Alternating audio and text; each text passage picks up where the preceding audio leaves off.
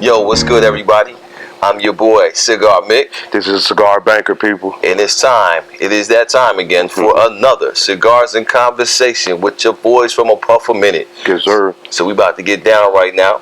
But before we jump into some conversation, as per tradition, they know how we do. Talk a little bit about what we are smoking today, my brother. Yeah. You know what I'm saying? So I see what you doing right there. Yeah. I'm on the people. I'm on my aficionado moment right now, man. Rock it. So our real aficionados know about Oscar Valdez, right? Mm-hmm. So Oscar got a great lineup of smokes.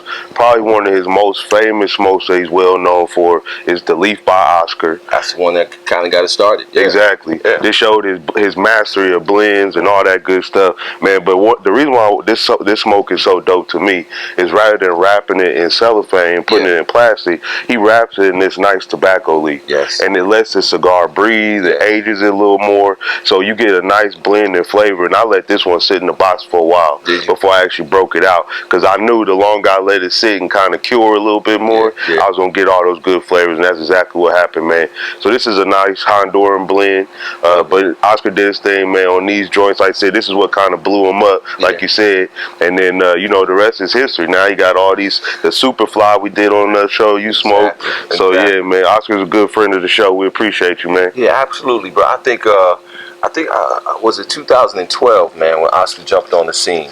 You know what I'm saying, and everything like that, bro. But again, man, he's a great friend of A Puff a Minute, man. We love running into him, at all of the events and stuff like that, man. So Oscar, keep doing what you're doing, but don't forget where you started, man. Don't forget the mastery of that one. Just don't take that one away from us, man. I love The Leaf by Oscar. Yeah. What you got, bro? Man, today, man, I'm doing a little something. Shout out to our boy, you know what I'm saying, Nate McCrae, man. The Millionaire Mindset. You know what I'm saying? And hollering at him real quick. But he blessed me with this one. Yeah. This is one of his favorite sticks, man. And it's real, because every time when I get together with him, when I visit in Florida and stuff like that, this is what he and I would get down and smoke, So this is that Macanudo. It's the vintage Maduro, and again, man, I smoked these so much that I kind of got away from the construction of it, man. I had to go back and do a little bit more research, man, because it smokes so smooth that, I would think that this was, Nicaraguan tobacco or what have you, but it's actually Dominican. Okay. So the fillers are Dominican. It's got that Connecticut broadleaf wrapper on it, you know what I'm saying, Maduro wrapper here, and then it has the binder itself is Honduran, right? So So again, bro, this is a great. It's a lot going on with that. It's a lot going on. It's a nice mellow blend though. It's full strength stick, man, but it's not harsh. Okay. You know what I'm saying? So again, man, you can get your flavors with it. And again, when you're pairing this with something like what we're doing today, man, with that what we got, Glenlivet, I think. A little Glenlivet Scotch in there. You know what I'm saying? But it's actually a great balance between the two. So that's what's going on right now, guys. That's what's up. Now, speaking of events, man, we didn't make it this weekend.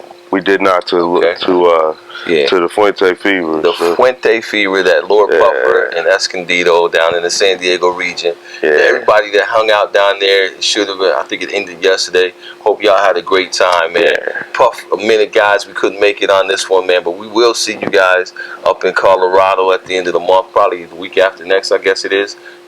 Or is it next week? Next week. It's next week. Saturday. It's next Saturday. This Saturday. Jeez. Yeah, we're gonna be there. This Saturday. You know what I'm saying? But we had to take a break. Plus, I had to celebrate. I had a little bit of a celebration. A little bit, bro. We gotta talk about that, man. A little bit. A little bit of a celebration. You talking about events, man. You just had your 33rd anniversary? 33rd wedding anniversary, my brother. That's congrats, bro. So congrats, man. I found somebody that'll put up with me for 33 years, man. That is no small feat. Yeah. So it's all good. Yeah, bro. It's all good. She gonna be on an episode too. Oh yeah, absolutely. Yeah, absolutely. We're gonna do a relationship episode. Man. And I'm gonna have my queen sitting up here with me. Absolutely. We're gonna rap about that a little bit. Man. Give y'all the secrets. You know what I'm saying? How you keep it saucy. The secret sauce. You know what I'm saying? For 33 plus. But yo, man, let's rap a little bit, man. I know I put it out there, and you guys are probably ready for us to get into this whole Jay-Z. With the NFL conversation and stuff like that, and that's what we want to talk about. But before we get there, real quick, man, I want to talk about we had another gunman situation this past week. You know, and this one was a little bit different, which is why I want to bring it up a little bit, man. You know what I'm saying? You gotta, I gotta get every side equal time. Yeah. Okay, so this happened in Philly, yeah. right? Okay. And the gunman was actually African American. Mm-hmm. You know what I'm saying? And I don't even know the story behind the story. Mm-hmm. All I know is he was, shooting up at some cops and stuff like that. I think they tried to serve a warrant or something like that, and he was shooting. Right. What is your take on that situation, man, or what have you? Because what I really want to get to is the tweet that came out from our illustrious king, at the end of it, man, because this guy can't do anything without race baiting, man. Yeah. And like I said, man, it was a whole nother narrative because it was this guy just shooting at random cops and randomly shooting at people. We don't know the whole backstory, granted, but like you said, the whole narrative around it versus, say, the incident that happened in El Paso was completely different. Yeah. And the race side of it, like you said, they flipped it, right? It was no longer he's mentally ill, he had some kind of mental challenges. Astute minds, man. You caught all the narrative was completely different. And like when everybody started hyping up the situation in El Paso and everyone was outraged about it, and the shooting that occurred down there, because it was not only Hispanic people that were killed and Mexicans and people from Mexico, what have you, but there was also white people. There were white employees in Walmart that were shot and killed. Yes. So that whole narrative was just completely different than the Philly situation. Right. They already look like Philly's like the hood anyway. Right. They treat the city of Philadelphia like it's almost a war zone in some cases, in certain areas and neighborhoods. And they treated this situation just like that. One of our inner city communities, again, you got a black man just lost his mind and shot up the police. Exactly. So, Polo, can you settle down, man? We on air. We shooting right now. Just relax. So, what really blew me away, man, because, actually, in that situation happened, like, blocks away. I'm not blocks, but I think, houses away from, one of my friends that lives in that area. Okay. And whatnot. So he was kind of like giving me the download as it was going on and something like that, right? Not just me particularly, but in our group, and stuff like that about what was going down. So, but what was crazy about it to me was at the end of it, man. When I saw Trump's tweet, like immediately afterwards, right now. I mean, it took him a little while to get his thoughts together. So, he didn't really have much to say after El Paso. No, it didn't. Somebody had to come to him and was like, "Yo, I really think you should make a statement or what have you," right? But he was quick on this one. Yeah. And then his quiz was, "It's a shame what happened in Philadelphia with the gunman shooting the police," or something like that. But what he said was, "We really have to do something about," wait for it, "street crime." Yo, now I keep talking to y'all about dog whistles. You see what I'm saying? He said street crime. He didn't say we need to do something about crime. He said street crime. Now, why do you think he used that word? It's better than say inner city or urban, or you know what I'm saying, or what have you. But the bottom line is, man, all of those are dog whistles that point back to a segment of the population. And Trump can't do anything, man, without trying to create some kind of division. And it's so ambiguous. Yes. He leaves it open to interpretation, but the interpretation always becomes racially biased. It just seems to be the narrative that he continues to carry on. His comments just tend to bring up all these racial issues, and he comes out of the woodwork like he doesn't know why it's happening. Like you said, the dog whistle. It's a dog whistle, man. It's a dog whistle that his base picks up on very quickly. Very quickly and stuff. And then again, the beat goes on. We keep having the issues that we're having, man. But swinging it back to Jay-Z, Eric Reed said that Jay-Z basically sold out. You know what I'm saying? He said that Jay-Z in this new deal with the NFL,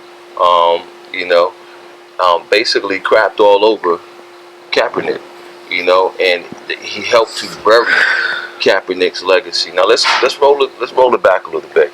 What was Cap's message, man? What was Cap trying to say? You know what I'm saying? What did he do that was so egregious to make him the NFL's public enemy number one? Was he protesting against the NFL? Not one time. Wow, okay. But the NFL is the one who took up the mantle of ostracizing and punishing this man. Am I right or am I right? Okay, so so with that being said, man, you know, the NFL knew that they were wrong, right? They lost the case, a collusion case or whatever the case may be, against Cap and whatnot, and to try to cover it up to make it seem like we're not against, you know, or try to make it a little bit more, you know, urban friendly or what have you, whatever you want to call it. They signing this deal with Jay-Z, man. From Jay-Z's perspective, okay, it might be a strong business move, but you know, my father used to tell me, all money ain't good money. You know what I'm saying? Okay. So what say ye, man? What say ye? Well, a couple things, man. Eric Reed brought up Kaepernick's name in this situation. But mind you, Kaepernick has not said one thing about Jay-Z's deals with the NFL. Actually, he did now. Now he did? Yeah. Okay. He just recently sent a tweet out. Okay, so when it first came out and the news broke, Eric Reed put his name in the conversation, and Cap never said anything about it. Exactly. Secondly, Kaepernick had his opportunities to get back into the league. He had offers on the table. He got invited to camps. He had issues with owners specifically, not the NFL. He had issues with different owners, and he had issues with the way they were trying to minimize his role with certain teams and things of that nature, which is why he didn't take certain deals. On top of that, he took the settlement. He did. He took the settlement. He won. Yeah. He won his case against the NFL and took the settlement. So at this point, for them to even bring Kaepernick into the conversation didn't make sense to me. And then my other point I wanted to make is that I think, here's my thing, bro, and you know this, can't no deals get made outside the boardroom. True. When do deals get made? Inside the boardroom, when everybody's sitting at the table, you can lay all the cards out and you can sit there and make an honest deal. And if Jay-Z doesn't do it, who's going to do it? Well, okay. All right. I mean, I'm gonna ride with you on that, man. But I love the way this is going right now. Cause now we can take opposite ends of this argument, right? So let me attack your first premise. Okay. Okay. Your first premise, which is flawed, is that you said that Eric Reed brought Cap's name into this discussion. And it wasn't Eric Reed who brought Cap into this. It was actually Jay-Z. Because Jay-Z went out and in his press conference after the deal was made, he said that he spoke with Kaepernick prior to, right? And that Kaepernick was like, you know, on board with him with this. Okay. So Jay-Z was the one now. First of all, why would somebody even introduce, you know, something like that they know is not true if they didn't know it was going to be an issue, that it wasn't going to be a talking point? And that's to your point. Cap didn't say anything. Cap's girlfriend, okay, who is a radio host in her own right, she came out and she's like, that's bullshit. Boy, I hope no kids are watching. She said, that's bull. Right? She said, you know, that Jay-Z had not spoken to Cap, right? And this, that, and the other thing, and so on and so forth. It was Jay-Z went, and then Eric Reed came out and said, this is, you know, he's helping to bury Cap, and this, that, and the other thing. So first of all, he drew first blood on that. Secondly, man, you know, I believe it was Malcolm X that said, you know what I'm saying, anytime a black man stands up and says something that society in general disapproves of or doesn't agree with, right, that the majority of the white population, right, in power, will go find another black man to immediately come in and say something in opposition to what was said by the first one, to discount those words. Right? Again, you know, now on this hand, you got, you know, Cap, you know, who basically saw something going on in society, okay? And it wasn't something that was unknown. It wasn't something that was unseen. It was just not being talked about, right? Because in America, we like to live in denial. So he said, you know what? I'm going to use my platform, right, that I have, and I'm going to speak out against police brutality. I'm going to speak out against injustice. I'm going to speak out against murder, all right, that is not being, that's going unpunished, right? And he used his platform for that purpose. Right. And you know, so again, so now the NFL reacted the way they did, the country reacted the way that they did, right? Because they turned it into a protest against America, which it was never meant to be. It never was that, you know what I'm saying? And to me, that just goes to show you how, you know, you can be vilified for doing the right thing, and or by people who make it about something totally different, right? And then now you got Jay-Z, who is, you know, a businessman who is very popular in the African American community. So it's like, you know what? Since we crapped on this dude, You know what I'm saying? Let's bring this one into the fold so now we look good again. And then really that's what I see. That's what it comes down to. You know, something like that. I understand the business moves, man. I understand all of that and what have you. But there's a reason why Jay-Z, of his own volition, stated that he spoke to Cap before inking I was going to say that. You don't think that happened? No, it didn't happen. Okay. And Cap came out and said it today that it didn't happen. Okay. Yeah, it didn't happen.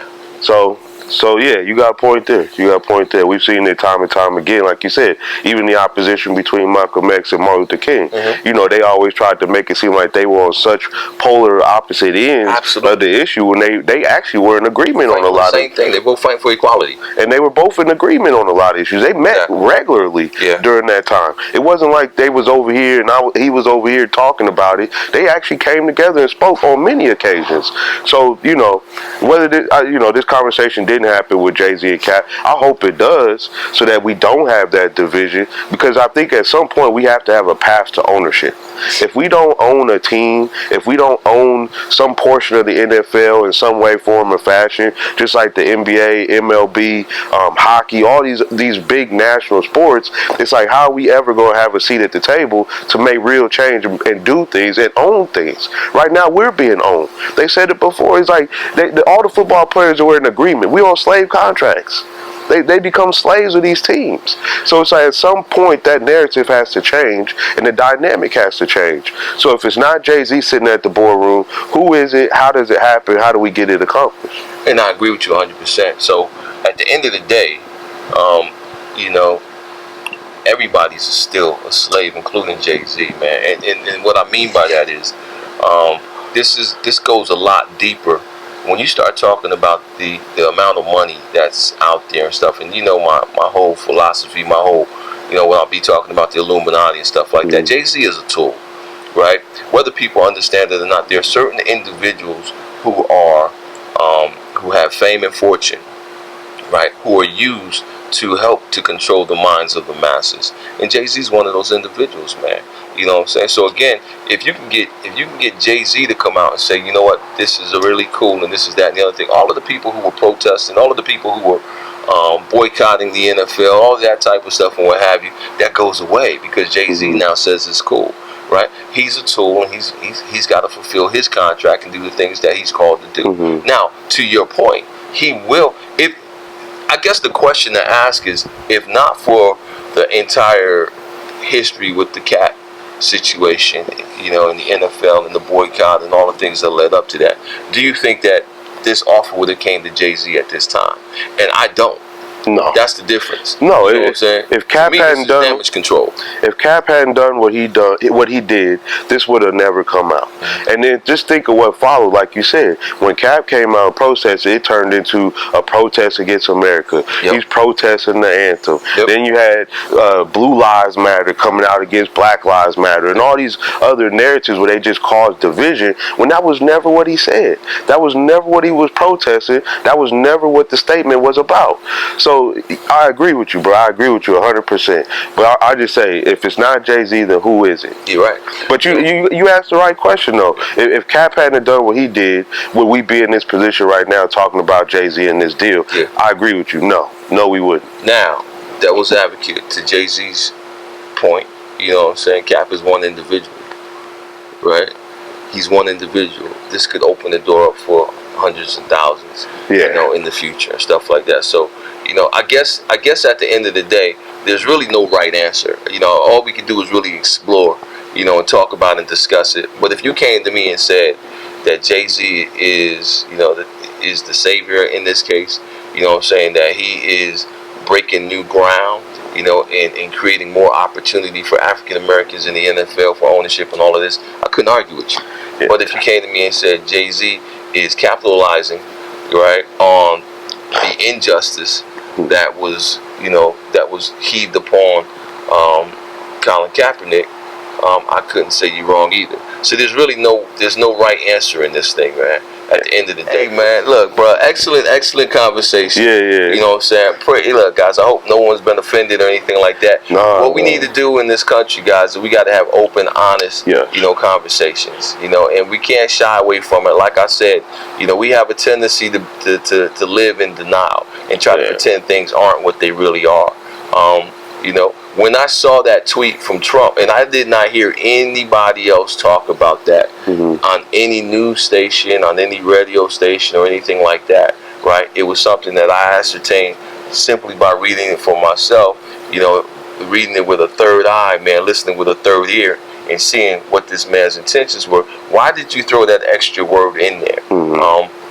You know, so again, in America today, far too many people get their opinions from what they hear on the radio or on TV, right? Yeah. They don't formulate their own. There's a reason why they call it television and radio, wait for it, programming. Yes. All right? Because you're being programmed. So at the end of the day, guys, what I'm saying is don't be afraid, right, to form your own opinion. Don't be afraid to go against the grain and to see things for what they really are. Take the blinders off. Take the red pill. However I need to break it down to you, you know what I'm saying, is you're in this system, right, but you don't have to be of it. You can look at things from your own perspective and make up your own mind. Absolutely. And before we do the sign, man, I just gotta say this. A puff a minute, cigars and conversation. We taking the conversation out of the backyard into the people. This is what we need to do on a more regular basis. That's good. We need more people doing things just like this. We need the support. We need people watching us, giving us feedback, interacting with us, because we want to carry on the conversations and take it outside the backyard. Absolutely. We want real change to happen. We trying to use this platform for good things and do good things. Yeah. And like you said, cigars and conversation. This is stuff people talking about anyway. Right. Before we came on camera, people was talking about it anyway. Exactly. So we trying to use our platform to do the same thing, bring the conversation to the people, man. It's another episode with Cigar Banker. Cigar Mick. Hey, on the sign out, man. Y'all people already know how we do, man. We appreciate the love, the support. And I got to give big shout out to Chris Hunter, John Gentile. We got a chance to go play golf yesterday with, man, Nate. You know, we got on the golf course, had a good time. But the reason why I wanted to shout them out even more, we got a chance to catch a smoke. They said they love what we doing on a puff a minute. Keep doing what we doing, cigars and conversation. They love the content. So shout outs to them, man. Shout out to Bob, Kelsey. Same thing, man. We appreciate all the love and support. And the people I'm naming, we know it's plenty more out there that's doing the same, that's supporting us, always hitting them like buttons, hitting the subscribe button on YouTube. Make sure to keep doing the same. Keep liking everything on Instagram, man. We appreciate all the love. Like I said, we're on Spotify. You catch all the episodes there as well. There it is, guys. Yo, again, man, I'm your boy Cigar Mick. The Cigar Banker while I'm puffing. And while he's puffing, it's another episode of A Puff a Minute. We got to remind y'all, because we ain't told you in a minute. Remember, we are not just blowing smoke. Peace. We'll holler at y'all next week. We out.